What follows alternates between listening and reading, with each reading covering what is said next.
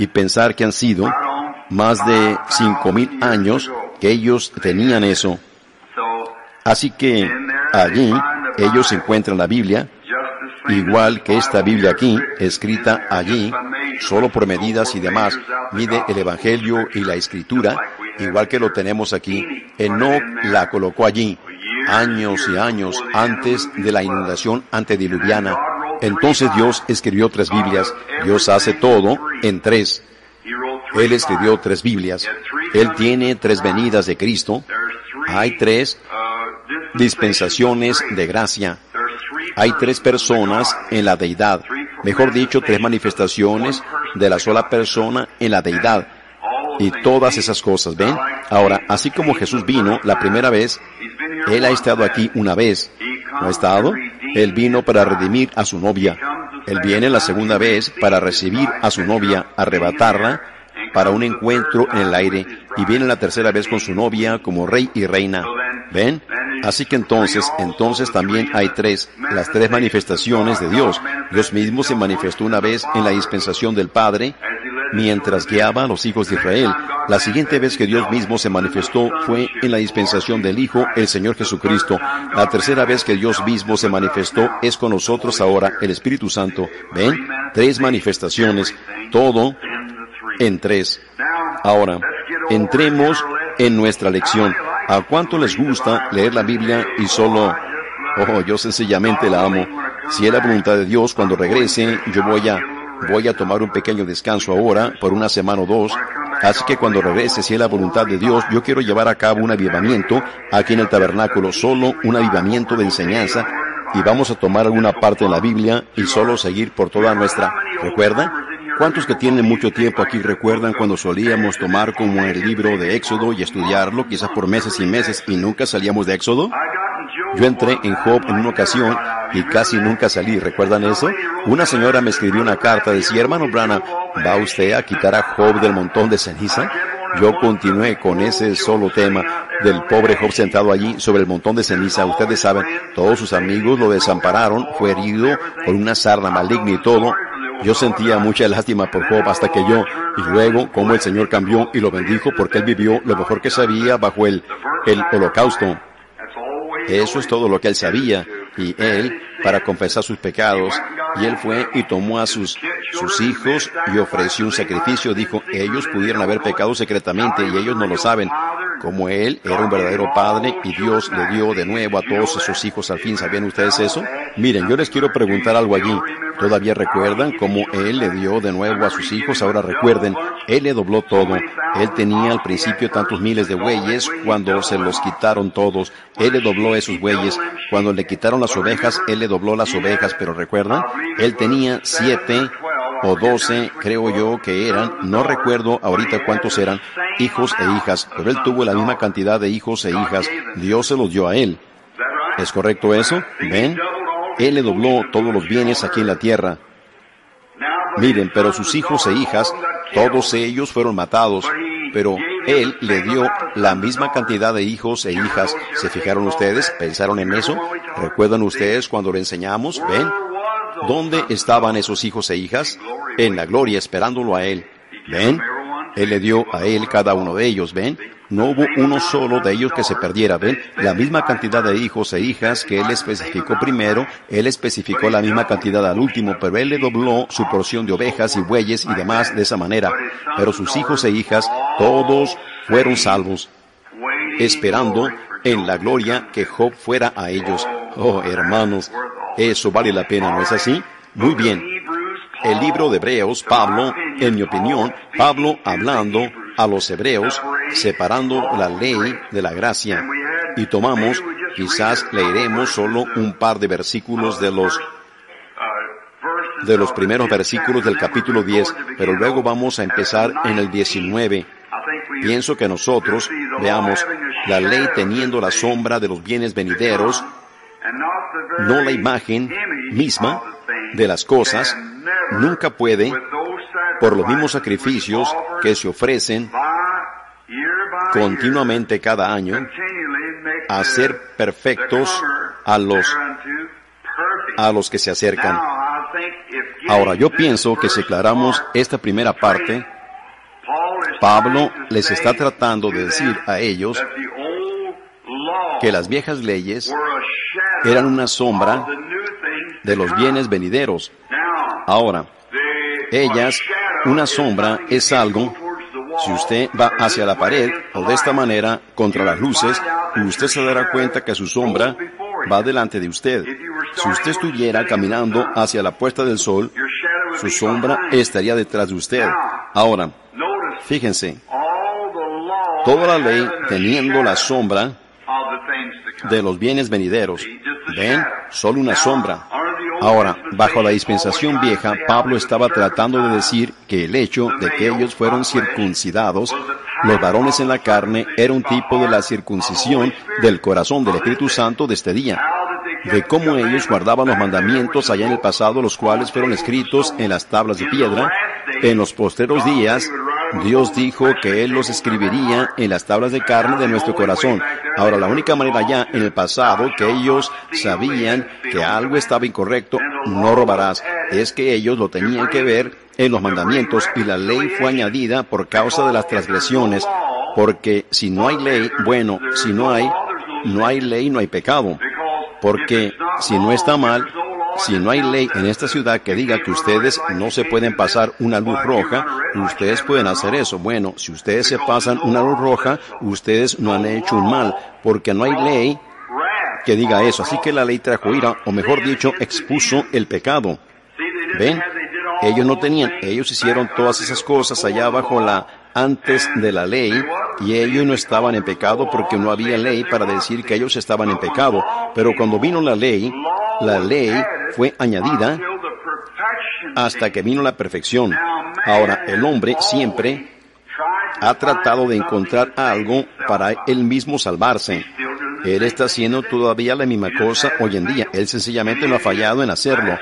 En la India, la semana pasada había gente que llegaba que estaba totalmente ciega por mirar el sol, tratando de encontrar paz para su alma. Algunos de ellos con las uñas de sus dedos crecidas hasta por atrás de sus manos, así, tratando de encontrar paz para su alma. Decían que ellos nunca habían bajado sus manos y las habían tenido levantadas por 40 años, tratando de encontrar paz. Otros casi habían quemado completamente sus pies, pues ellos habían caminado sobre brasas calientes para tratar de encontrar paz, para pacificarse con los dioses de ellos. Se acuestan en vidrio, en botellas quebradas y cosas, se acuestan en madera con clavos y todo, tratando de encontrar paz. Y no hay paz para ellos porque todo es idolatría. Y nosotros aquí en América no cruzamos la calle para encontrar paz para nuestra alma del verdadero y genuino Dios viviente. Correcto. Pero miren, todas esas cosas, esas ideas paganas del hombre, fue allá en el pasado, cuando Dios envió la ley y fue añadida para mostrarnos que estas cosas eran pecado. Pero miren, esa ley no podía quitar el pecado, únicamente magnificó el pecado. ¿Ven?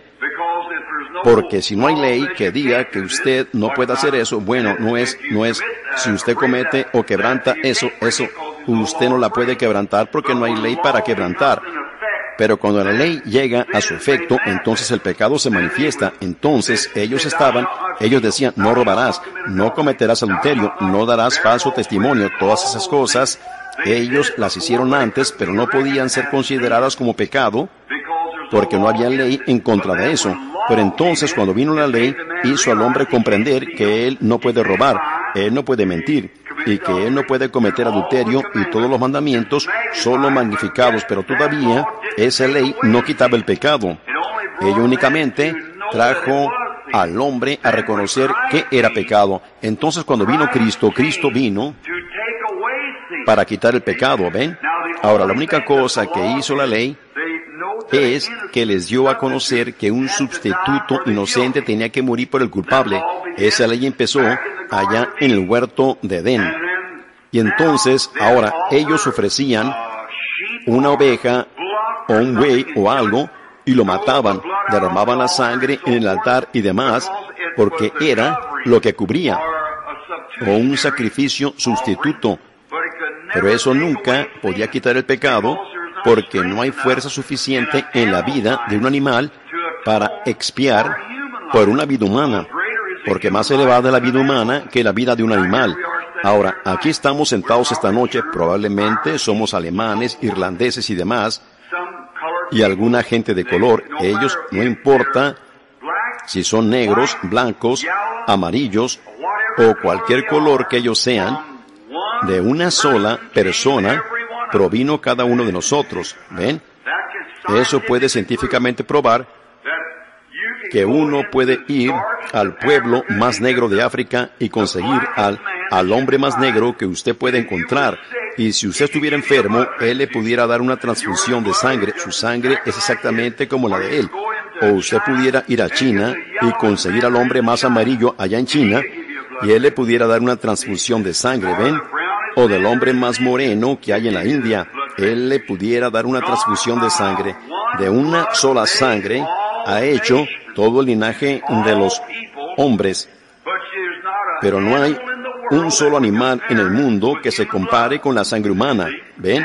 La sangre animal en cada uno de ellos es diferente, pero la sangre humana es toda la misma. Ahora, si eso no quita la idea de algunas de estas personas que hablan y enseñan en la escuela aquí que nosotros hemos evolucionado de la vida animal, si eso es así, entonces el animal le pudiera dar a un humano una transfusión de sangre.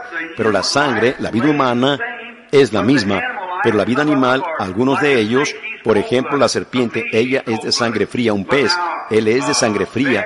Pero miren, un oso, un alce, o un perro, o un caballo, ellos son de diferente clase. Ninguno de ellos pudiera transfundir sangre uno al otro porque todos ellos son diferentes, pero en el ser humano es toda la misma.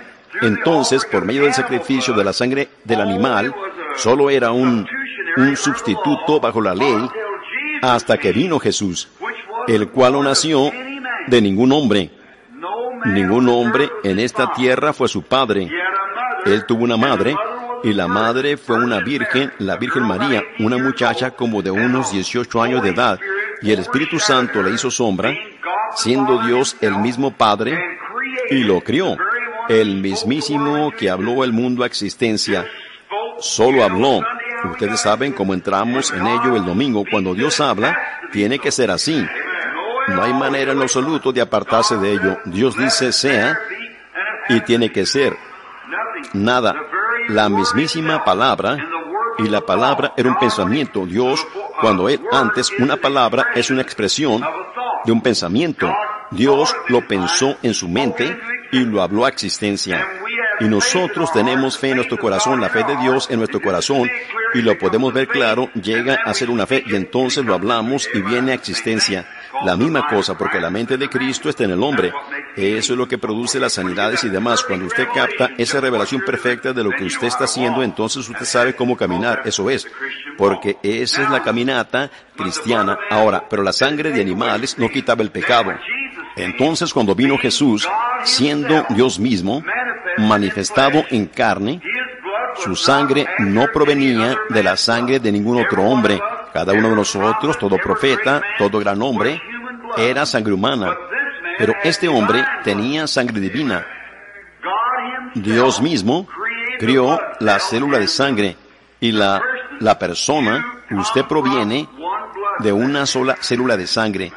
Si usted la pudiera alguna vez mirar bajo un microscopio, yo lo hice hace unas cuantas semanas, y en la reproducción de animales, así que ustedes, o mejor dicho, de ganado, hay decenas de millares de gérmenes allí, y esos gérmenes, pequeñas células de sangre, germinan al óvulo, y esto es lo mismo en el humano común. Pero en este caso, Dios mismo crió esta célula de sangre sin ningún acto de un hombre en lo absoluto, y de allí provino su propio Hijo, Cristo Jesús, en quien Dios mismo habitó dentro, haciéndolo a Él Emmanuel en la tierra. Ese es el cuadro. Eso es lo que ustedes tienen que creer para ser salvos. Y luego Jesús, gratuitamente, no lo tenía que hacer, sino gratuitamente, con el amor en su corazón por su prójimo, murió en el Calvario y derramó esa sangre con los pecados del mundo sobre Él. Pues Él llevó nuestros pecados al Calvario sobre sí mismo. Ahora, no es lo que yo puedo hacer, no es si yo soy bueno o no, es si Él era bueno. Yo nunca puedo ser lo suficiente bueno como para lograrlo. Usted no puede ser lo suficiente bueno como para lograrlo. Si usted alguna vez lo logra, usted se parará en los méritos de Jesucristo. Yo les digo eso ahorita, porque no hay nada más que usted pueda hacer. Pero Dios transfirió todos nuestros pecados sobre Él y Él murió, y porque Él murió como un pecador, la Biblia dice que su alma fue al infierno. Correcto. Y mientras Él estaba allí, Él predicó a esos que estaban encarcelados, que no se arrepintieron cuando una vez esperaba la paciencia de Dios en los días de Noé. Pero no fue posible que Él permitiera que su cuerpo viera corrupción ni dejara su alma en el Seol. Y al tercer día, Él resucitó para nuestra justificación, mostrándonos que mientras confesemos nuestra fe en Él y hemos nacido de nuevo del Espíritu, que tan seguro como Él resucitó del sepulcro, nosotros también resucitaremos en su segunda venida. ¡Oh, qué esperanza tan perfecta! Oh, cuando uno ve las religiones del mundo y sus supersticiones, y luego ve que nuestra salvación y esperanza sólida está basada sobre un principio fundamental, que todos los demonios del infierno no lo pueden derrumbar. Ustedes las pueden ver, son hermosas. La religión de Buda es una religión hermosa, la religión hindú es una religión hermosa, pero hermano, ellas están tan sin vida como pueden estar. ¿En dónde está la vida? La vida está en la sangre. La sangre es la vida, y ese es el único hombre que pudo sangrar la clase correcta de sangre, porque él era la propia sangre de Dios, y él sangró la sangre que los redimió a ustedes y a mí. Y así es que nuestra salvación está en Cristo Jesús, en lo que Él hizo por nosotros en el Calvario. No importa cuán vil hayamos llegado a ser, cuán inmoral hayamos llegado a ser, cuánto nos hayamos contaminado, cuando miramos al Calvario con un corazón verdadero y confesamos nuestros pecados allí en el Calvario, eso lo concluye. Eso es correcto. En cuanto sale su confesión de los labios de usted, Dios está obligado a contestarle. Correcto. Oh, cuando yo pienso eso. Oh, con razón Pablo dijo, yo estuve allí en el recinto el otro día en donde le cortaron su cabeza y la arrojaron en la alcantarilla. Yo pensé justo antes, él dijo, ¿dónde está, oh muerte, tu aguijón? ¿Dónde, oh sepulcro, tu victoria? Mas gracias sean dadas a Dios que nos da la victoria por medio de nuestro Señor Jesucristo. ¿Ven?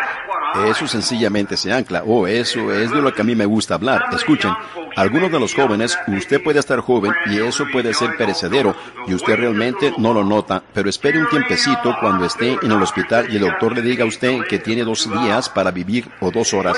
Espere un tiempecito cuando su corazón empiece a omitir un latido y usted lo sienta en el pulso de su muñeca. Oh, hermano, usted lo estará buscando con todo entonces. ¿Qué va a significar toda la vida entonces? Se terminó.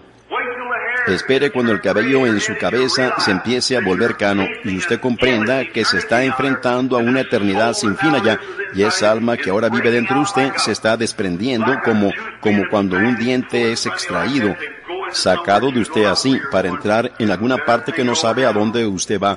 Más le vale que usted lo piense ahorita y lo concluya ahorita, porque usted pudiera ser desprendido de esa manera sin aún tener una oportunidad para arrepentirse. Así que enmiéndese ahorita. No hay una excusa para la gente americana.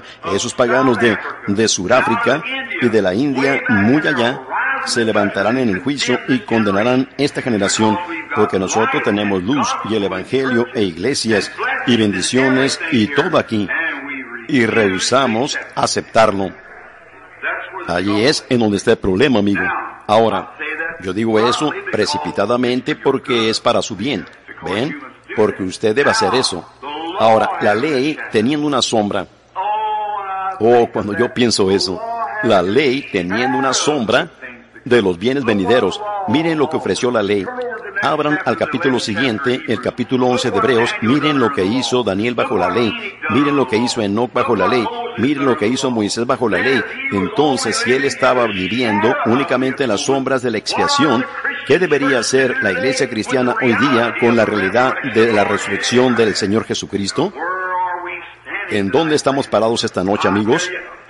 Déjenme decirles, eso debería hacer que todo cristiano se ciña la armadura. Allí ella dice, vestidos de toda la armadura de Dios y estén seguros de traer la coraza y el yelmo y el escudo y todas esas cosas. Pablo lo compara a un soldado que va a la batalla y cuando vengan las acechanzas del enemigo, alcen su escudo y vayan a enfrentarlo. Ahora, Si la ley pudo producir eso, ¿qué debería producir la realidad de la sangre de Jesucristo? Cuando una letra muerta hace eso, ¿qué debería producir la fuerza y el poder y el espíritu de la resurrección del Señor Jesucristo? Ahora, nosotros deberíamos venir a la iglesia con mucha reverencia.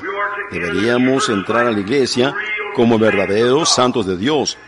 Entrar y tomar nuestra posición y mantener nuestras mentes en Cristo. Deberíamos desechar todo lo del mundo así.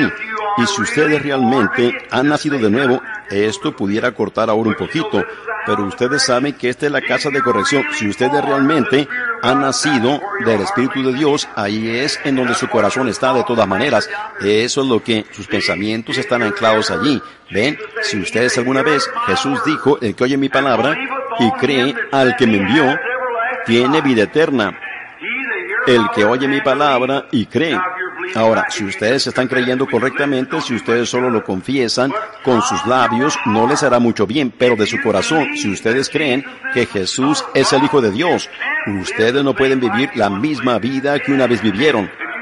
Ustedes no pueden, si alguna vez captan una verdadera visión del Calvario. Ahora, si ustedes solo lo toman de una manera descuidada, ustedes solo se están engañando a ustedes mismos. Pero cuando ustedes realmente captan una visión de lo que era Jesús, oh, hermanos, cómo me gustaría predicar la deidad suprema de Jesucristo.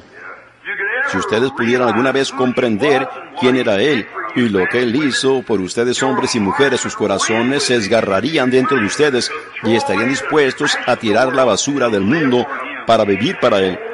Oh, cuán maravilloso y qué persona era Él. Si ustedes comprendieran la condescendencia de Dios mismo, Él mismo desenvolviéndose, descendiendo, hasta que Él pudiera entrar en su corazón. Cuando Dios el Padre, en una forma de una nube grande, se posó sobre los hijos de Israel. Y cuando Él se sentó en el monte esa mañana para escribir la ley, bueno, aun si un animal tocaba el monte, Él debía ser asaeteado. Únicamente por medio de santificación llevó Él a Moisés arriba. Puso a Aarón muy abajo, al pie del monte, para vigilar y guardar para que nada, y cuando esa columna de fuego se asentó en ese monte, los relámpagos resplandeciendo y los truenos rugiendo, la oscuridad se asentó. Cuando Jehová Dios, el Creador de toda la eternidad, se asentó arriba de un monte que Él mismo crió. La espesura de las nubes, los relámpagos resplandeciendo, el sacudimiento de la tierra, al grado que los israelitas, parados allá en el campamento con un sacrificio sangrante, alrededor de ellos dijeron que Moisés hable y no Dios. No sea que muramos. Piensen en eso.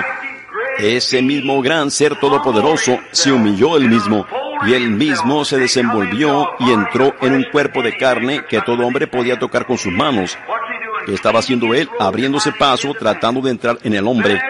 Entonces, después que Él fue y ofreció su propia sangre, cuando ninguna otra sangre lo podía lograr, con razón Él era el premio sin precio del cielo. Con razón Él era el Rey de todos los reyes. Cuando Él mismo se desenvolvió y descendió, y Él mismo se sometió en las manos de hombres pecaminosos para ser golpeado y escupido y molido y colgado en la cruz para morir. Cuando Él estaba colgado allí, alguien dijo, bueno, Él dijo, ¿acaso piensas que no puedo ahora orar a mi Padre y que Él no me daría más de 12 legiones de ángeles? Pero mi reino no es de este mundo. Y ahí esas multitudes dijeron, fuera con este, fuera con este. ¿Por qué Él no se volteó y dijo, fuera con ustedes? Aquí está la razón que Él no podía, amigos. Miren esto. Esos eran sus propios hijos, el pensar que los hijos de un hombre estén clamando por la sangre de su padre. Si mis hijos estuvieran enfurecidos por mi sangre, no hubiera nada más que yo pudiera decir más que, llévenme. Si Él hubiera rehusado hacerlo, Él hubiera perdido a sus hijos. Su mismísima creación, sus seres humanos. Y ellos eran los que estaban pidiendo por su sangre. ¿Se pudieran ustedes imaginar a los hijos pidiendo la sangre de su padre? Esa es la razón que Él no podía decir no. Si Él hubiera dicho no, ellos se hubieran perdido. Yo moriría gratuitamente por mis hijos y cualquier otro padre lo haría. Miren lo que Él era. Sus propios hijos pidiendo por su sangre. Y la justicia de la ley requería sangre. Y la sangre de ovejas no lo podía lograr, la sangre de machos cabríos no lo podía lograr, la sangre del ganado no lo podía lograr, sino la sangre de Dios mismo lo tenía que lograr. Y Dios hizo carne, vivió aquí en la tierra, esa gran persona tronando arriba del monte Sinaí, estuvo aquí en carne en ese entonces. Entonces Él abrió el camino para que Él pudiera venir y vivir en su corazón. Y ahora ese mismo espíritu que tronó desde el monte Sinaí está viviendo en el corazón humano. ¡Qué maravilloso! ¡Qué cosa! Eso debería hacer saltar a todo corazón al pensar de ello. Ahora, pasando rápidamente, Pablo sigue adelante en el versículo 5 y 6. Aquí estamos tratando de llegar al 19 para que nos podamos apurar esta noche el 5 y el 6. Y en los que siguen, él estaba hablando de cómo la ley era la sombra. Como en el Antiguo Testamento, nosotros pasamos por eso el otro día, fue hace unos cuantos meses en la escuela dominical. El hombre estaba bajo un pecado, digamos que él cometió adulterio, o que robó, o quebrantó el día de reposo, o algún otro mandamiento. Entonces él tenía que conseguir un cordero, y él tenía que llevar ese cordero a los ancianos, y ellos tenían que examinar ese cordero. El cordero tenía que ser sin mancha, tenía que ser sin defecto en él. Miren la significancia aquí. El cordero tenía que ser sin mancha para una persona manchada. Amén. Yo espero que ustedes lo vean. Hermanos, yo recuerdo una pequeña historia, yo no sé si se las he contado a ustedes o no, solo es una pequeña historia de ficción que bajo la ley, si la yegua tenía un potrillo, y él era un mulo, ustedes saben, y tenía sus orejas caídas y sus rodillas golpeaban, y era visco, un mulo que se miraba horrible. Bueno, ese mulo, si él se pudiera haber mirado a él mismo, hubiera dicho, ¿qué cosa? Cuando venga el dueño aquí, él me matará porque él no me alimentará, yo no soy digno de vivir, mírame, qué cosa tan horrible soy. Pero si la madre le pudiera responder al mulito, ella le diría, espera un momento, cariño, tú sí puedes vivir, porque tú eres mi primogénito. Y tú tienes una primogenitura. Ahora, cuando venga el dueño y te mire en tu condición, él tiene que regresar y conseguir un cordero sin mancha en él y matarlo para que ese mulo deforme y horrible pueda vivir. Ven ustedes, el sacerdote nunca vio al mulo. Él vio al cordero. No era si el mulo era perfecto, tenía que ser un cordero perfecto. Yo espero que ustedes lo vean. No es si ustedes son lo suficiente buenos como para ser un cristiano, no. Es si él era lo suficiente bueno, si Dios lo aceptó a él y su sangre hace una expiación. Dios no lo ve a usted, él ve al cordero. Hermanos, entonces ese mulito podía parar su cola en el aire y relinchar y brincar y correr por todo el campo, disfrutar un buen momento. Él va a vivir, pero uno perfecto tenía que morir por el imperfecto. Ese era yo, William Branham. Nada bueno, ni digno de vivir, digno de ir al infierno, nacido en una familia pecaminosa, criado como un pecador, nada bueno en lo absoluto, ni una buena cosa tocante a mí, correcto. Pero un día yo lo acepté, aleluya, cuando Dios miró a Cristo y Cristo tomó mi lugar. Entonces Dios no me ve a mí, Él ve al perfecto. Entonces mientras yo esté aquí en Él, entonces yo soy perfeccionado, no en mí mismo, sino en Él. No en mi perfección, yo no tengo ninguna. Ustedes no tienen ninguna, pero es su perfección. Por lo tanto, Jesús no cometió un error cuando Él dijo, sed pues vosotros perfectos, como vuestro Padre que está en los cielos es perfecto. ¿Y cómo puede un ser humano ser perfecto? Él puede ser perfecto por su fe perfecta, descansando en Él, diciendo, Él pagó el precio por mí. Jesús todo pagó, todo lo que a Él yo debo. El pecado había dejado una mancha carmesí. Él la lavó dejándola blanca como la nieve. Hermanos, eso nos hace a todos nosotros metodistas que gritemos. ¿No nos hace? Cuando ustedes piensan de eso, yo creo en eso. Yo creo en una experiencia chapada a la antigua de gritar. Sí, señor, si los niños reciben la clase correcta de vitaminas, ellos siempre se sienten bien. Ustedes saben lo que quiero decir. Necesitamos algunas vitaminas espirituales en las iglesias hoy día. ¿No creen ustedes así? Me recuerda de un granjero que una vez tenía un granjero tenía un granero, y él tenía todos los buenos implementos para la granja con los que él tenía que trabajar como tractores y todo, pero él era muy perezoso para trabajar en la granja. Así que él solo dejó que su lugar se llenara de hierbas, y cuando llegó el otoño, la única cosa para hacer era cortar sus hierbas y almacenarlas en el granero.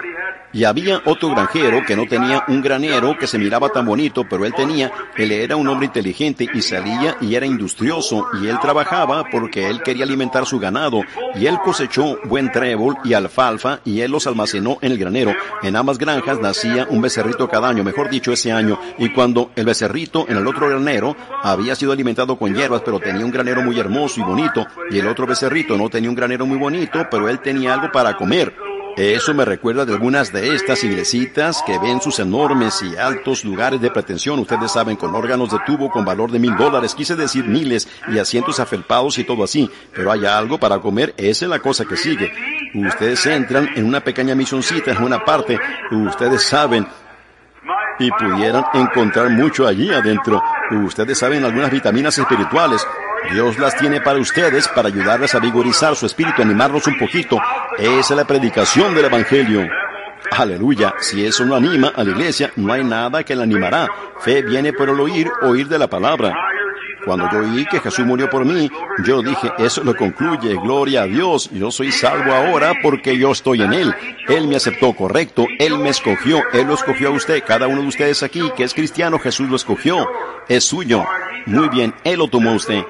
Ese becerrito, uno de ellos, la había pasado bien estando en ese grande y hermoso granero con estantes de 14 quilates y casillas de establo y cosas. Cuando él salió, el pobre becerrito casi no podía caminar. Ustedes saben, él estaba tan débil comiendo esas hierbas todo el invierno.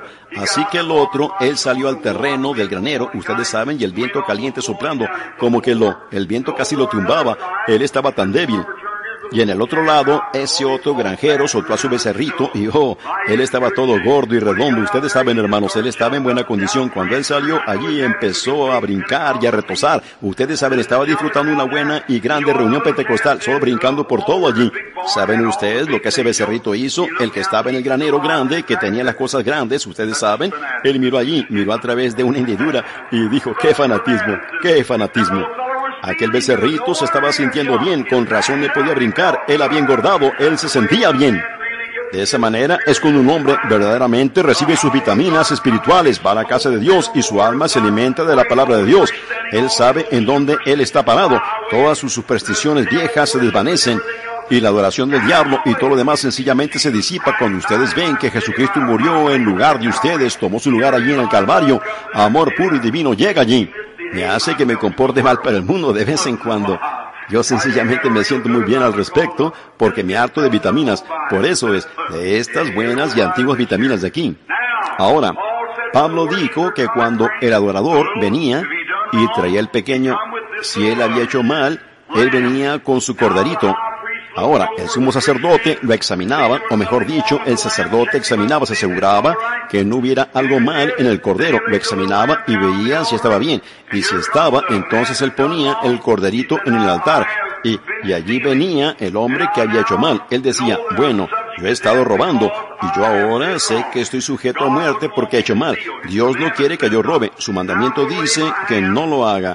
Ahora yo voy a poner mis manos sobre este corderito, y los mandamientos de Dios aquí dicen no robarás, y yo he robado. Así que yo sé que estoy sujeto a muerte. Algo tiene que responder por mi pecado, porque yo robé. Y Dios dijo que el día que yo comiera, ese día moriría. Así que yo robé. Y Dios dijo, si tú robas, tú tienes que morir por ello. Así que él requirió que si yo no quería morir, yo tenía que traer el cordero. Así que yo pongo mi cordero aquí y pongo mis manos sobre la cabeza de este corderito que está balando y balando. Y yo digo, Señor Dios, lo siento haber robado. Yo confieso y te prometo que ya no robaré. Si tú me aceptas ahora y por mi sacrificio y por mi muerte, este corderito va a morir en mi lugar.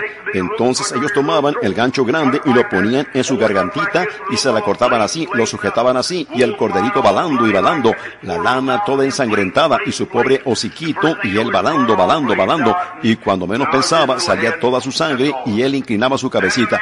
Eso lo concluía todo. Entonces hacían un récord allí del hombre y lo ponían al lado del arca, así que ese hombre había hecho una confesión. Si él lo hacía la segunda vez en un año, él tenía que morir irremediablemente, él tenía que morir con el cordero.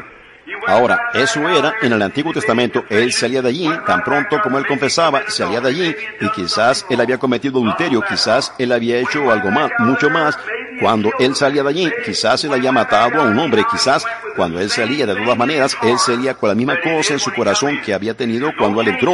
No había ningún cambio en él, únicamente que él, por la ley, por la letra de la ley, respondía al requisito. Ahora, eso no podía hacer, no podía cambiar su corazón. La única cosa que él sabía era que estaba mal, porque él lo leía en la ley y que el Cordero moría en su lugar. Ahora, cuando vino Jesús, ¿ven?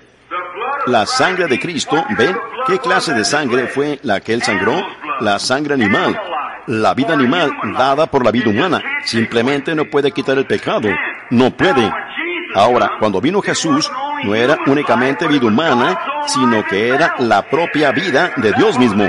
Eso es lo que estaba en su sangre. Ahora vemos que hacemos mal. Oh, yo he hecho mal. Yo he pecado. Yo he vivido mal. Yo he hecho mal. Ahora, yo vengo al altar. Por fe, yo veo el sacrificio. Yo pongo mis manos sobre la cabeza de Jesús. Yo digo, querido Dios, yo sé que yo soy un pecador y la paga del pecado es muerte. Y si yo hago mal, tengo que morir. Y si yo muero, no puedo entrar en tu presencia. Yo seré castigado en tormento por siempre y para siempre. Así que yo estoy mal, Padre, y yo quiero estar bien. Y yo no quiero morir así. Así que pongo mis manos sobre su cabeza y su vida fue quitada por mi vida. Pero la cosa de ello es que cuando me voy del altar, yo me voy con un corazón cambiado. ¿Ven? El primer hombre salía bajo la ley, bajo la sangre animal, y no podía cambiar su corazón, porque la vida animal no se puede comparar con la vida humana. El animal no le puede dar sangre al humano. ¿Ven? El animal no lo puede hacer porque su vida es una vida diferente, y un animal tiene una vida, pero no un alma. Un animal es un ser viviente, pero no un alma. Pero Dios puso un alma en el hombre. Así que entonces mi alma, que es el alma, la naturaleza del Espíritu. Y cuando el alma de Cristo fue dejada, mejor dicho, no fue dejada en el infierno, sino que fue llevada arriba por medio de la sangre, el derramamiento de su sangre, cuando Dios lo llevó al Calvario, mezcló su sangre allá en la cruz. Y cuando Él estaba allí, moviendo su cabeza de un lado al otro, y la corona sobre su cabeza, de esa manera con espina, la sangre corriéndole por su rostro, goteando de sus guedejas, sobre sus hombros, clamando en lenguas desconocidas, Dios mío, ¿por qué me has desamparado? Allí está el Cordero. Ese es Él. Ese es el inocente, el que murió, para que yo, el indigno, pudiera ser justo, para que yo pudiera tener derecho a vida. Ese es el indigno, y ustedes son los indignos por los cuales murió ese Cordero. Miren, ustedes vienen aquí y ponen sus manos sobre Él, ¿ven? Y hacen su confesión, y Dios les responde con el Espíritu Santo como una confirmación, que Él los ha recibido a ustedes, con una sola ofrenda. Aquí está. Con una sola ofrenda, hizo perfectos para siempre. Ahí lo tienen. Pues el adorador, viniendo cada año, era continuo. Cada año regresaba y él tenía que regresar al año siguiente con el mismo deseo en su corazón. Pero cuando él mismo ofreció un solo sacrificio, todo pecado, todo deseo de pecado, y todo fue quitado del corazón del hombre, y él se para perfecto ante los ojos de Dios, no por lo que él hizo, sino por lo que Jesús hizo por él, y él aceptó el sacrificio del Señor Jesucristo. ¡Oh, qué cosa tan maravillosa, amigo! Miren. Así que ahora, el versículo 19, tenemos como 20 minutos, pongámoslo todo en las Escrituras ahora. Ahora, el versículo 19. Así que, hermanos, teniendo libertad para entrar en el lugar santísimo por la sangre de Jesucristo. Escuchen. Aquí está. Ahora, entrar en el lugar santísimo. Hay el lugar santo, luego el lugar santísimo. El lugar santísimo era llamado. El sumo sacerdote entraba una vez al año. Y cuando él entraba, la primera cosa que él tenía que hacer era ser rociado. El arca estaba detrás del velo. Y el sumo sacerdote tenía que ser ungido con el perfume hecho de la rosa de Sarón. Ningún otro perfume era aceptado. ¿Sabían ustedes que Jesús era llamado la rosa de Sarón? ¿Qué es una rosa? ¿De dónde proviene el perfume? De la rosa. ¿De dónde Jesús fue llamado el lirio de los valles? ¿Es correcto eso? ¿Sabe alguien de dónde proviene el opio? De un lirio. El opio es extraído del lirio. ¿Y qué hace el opio? El opio mitiga el dolor. Cuando la gente está enferma y sufriendo tremendamente, está perdiendo su mente, volviéndose demente, ellos le dan una inyección de opio y eso lo termina. Ellos se aquietan. Eso es en lo natural. Jesús, en lo espiritual, es el lirio de los valles. Y cuando usted llega a un punto que usted mismo ya no se puede aguantar y la vida no significa nada para usted, Dios tiene una inyección de opio para usted, proveniente del lirio de los valles que mitiga todas sus dificultades. Todas ellas se desvanecen. Usted no se tiene que emborrachar con whisky para mitigar su dificultad. Ella vuelve otra vez. Pero venga y beba un trago de opio proveniente del lirio de los valles y se terminarán para siempre.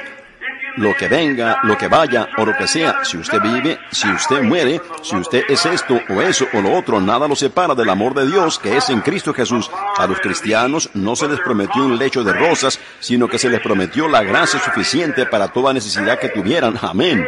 Oiga usted, creo que me siento religioso en estos momentos. Piénsenlo. Sí, Señor. Porque cuando me canso y me pregunto, y yo miro aquí y veo esto sucediendo, eso sucediendo, pero yo pienso, espere un momento, oh hermanos, ven, ahí está el lirio de los valles. Ahora, ¿qué hace el olor? Un olor, las mujeres se ponen perfume para oler agradables, y los hombres se ponen loción después que se afeitan, algunas veces así, para que los olores ofensivos se le quiten de usted. Cuando usted se acerca en la presencia de alguien con olores del cuerpo o con algo más, los perfumes son para quitar ese olor, para que estando usted en la presencia de la persona, que usted no huela mal, no sea intolerable. Eso es para lo que los perfumes o el jabón tiene olor en él. Y usted se baña con jabón o usa talco o lo que sea, eso es para lo que ellos lo usan. Ahora fíjense. Amén. Me siento bien. Miren, Jesús dijo, ven, Él era la rosa de Sarón. Y Él fue ofrecido a Dios como olor grato. Y esto, y luego cuando llegamos a ser intolerables ante Dios, y tan, perdonen la expresión, tan hediondos, ¿ven? Que nuestros pecados y cosas están tan mal y tan detestables, entonces vamos al Calvario, donde un lirio o cualquier flor, antes que el perfume pueda ser hecho, usted tome una flor, es hermosa, un lirio de la mañana grande, o una rosa. La rosa de Sarón es una flor hermosa, mientras está viviendo es hermosa, pero para obtener el olor de eso, para obtener perfume, tiene que ser machacada, y ellos la machacan y exprimen el perfume de ella. ¿Ven ustedes? Cristo, cuando Él estuvo aquí en la tierra, Él era hermoso. Él sanó a los enfermos, Él resucitó a los muertos, su vida nunca fue igualada. Él era hermoso, pero para hacerlo a usted, como Él era, cuando Dios miró hacia abajo, Él dijo, este es mi Hijo amado, en que tengo complacencia. Dijo, vuestros sacrificios han llegado a ser hediondez en mi nariz, pero este es en quien yo tengo complacencia. Miren, Él lo complacía bien, y para que nosotros complazcamos bien a Dios, Él tuvo que ser machacado en el Calvario. Y el pecado de este mundo tuvo que exprimir la vida de Él. Y Él murió cargando los pecados del mundo para que nosotros pudiéramos ser ungidos con la rosa de Sarón. Él era el lirio de los valles, mas herido fue por nuestras rebeliones. Un olor grato, por su llaga ustedes fueron curados. El lirio de los valles que nos da el opio para mitigar nuestras enfermedades y dolor. ¡Qué cuadro tan maravilloso! Ahora, el sumo sacerdote, antes que él pudiera entrar en ese lugar santísimo, la primera cosa que él tenía que vestir de una vestidura hecha de cierta manera. No podía ser hecha por cualquiera, tenía que ser hecha por manos santas. Eso mostraba que nuestras vestiduras Aquí está. Acaba de venir a mí en estos momentos, hermano. Si usted únicamente está usando una vestidura de iglesia, más le vale que se deshaga de la cosa. Usted no puede entrar en el lugar santísimo. La vestidura que el sumo sacerdote usaba allí adentro tenía que ser hecha por manos santas, de un material selecto. Amén. Ordenado de Dios. Ahí está.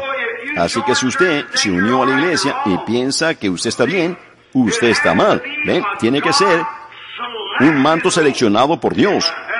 Y nuestros trapos de propia justicia no se pararán ante su presencia. Se necesita el Espíritu Santo, el cual es el manto de Dios que viste al creyente para ir dentro del lugar santísimo.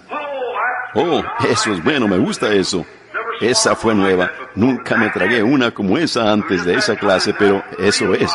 Esa es la vitamina real, ¿ven? Se necesita el Espíritu Santo. Miren la parábola de...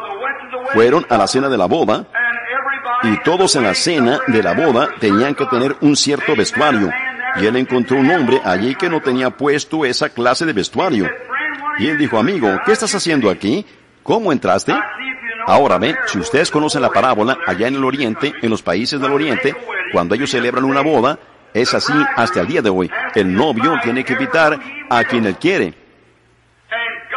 Y Dios puede, ninguno puede venir a Dios o venir a Cristo a menos que Dios primero lo trajere. Ven, es la elección de Dios. Ahora observen de cerca. Entonces el novio, si él ha dado la invitación, él tiene que proporcionar las túnicas, y ninguno, porque él invita al pobre, invita al rico, pero para hacer que todo hombre se mire igual, él tiene que tener puesta la misma clase de túnica, el pobre tiene que tener puesta la que el rico tiene puesta, ¿lo captan? Ahora, cuando Dios le da a un hombre pobre el Espíritu Santo, es el mismo Espíritu Santo que le da al hombre rico, ¿ven?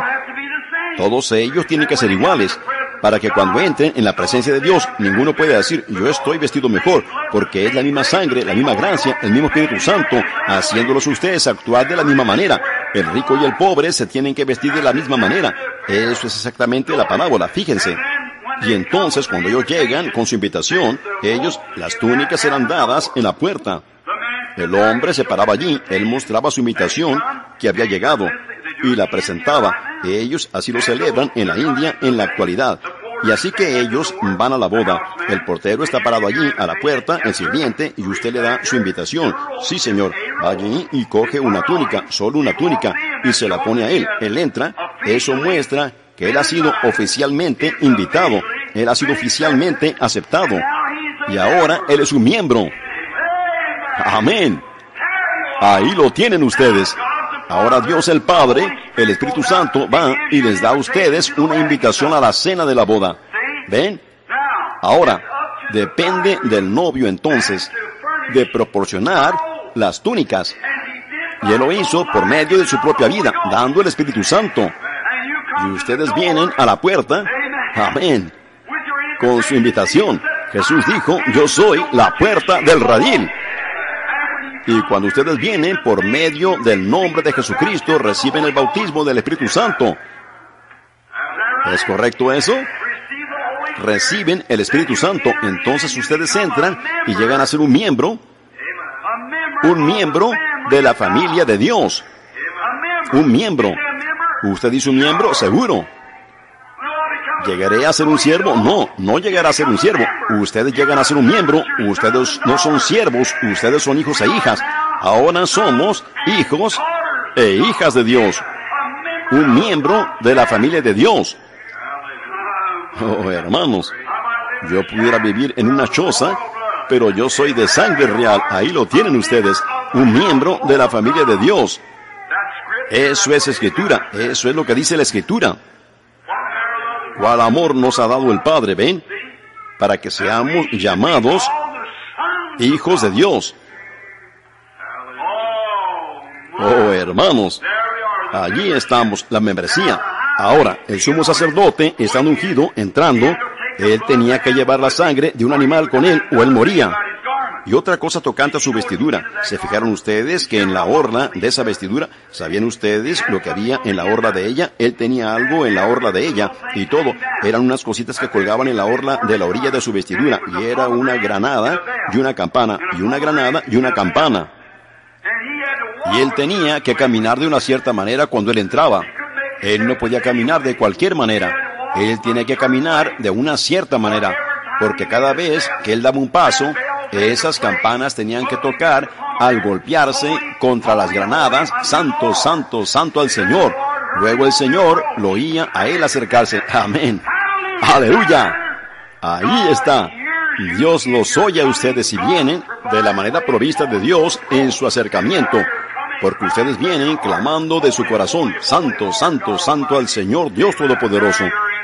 Allí están entrando ustedes cuando vienen buscando el Espíritu Santo, ¿ven? Santo, santo, santo al Señor Dios Todopoderoso.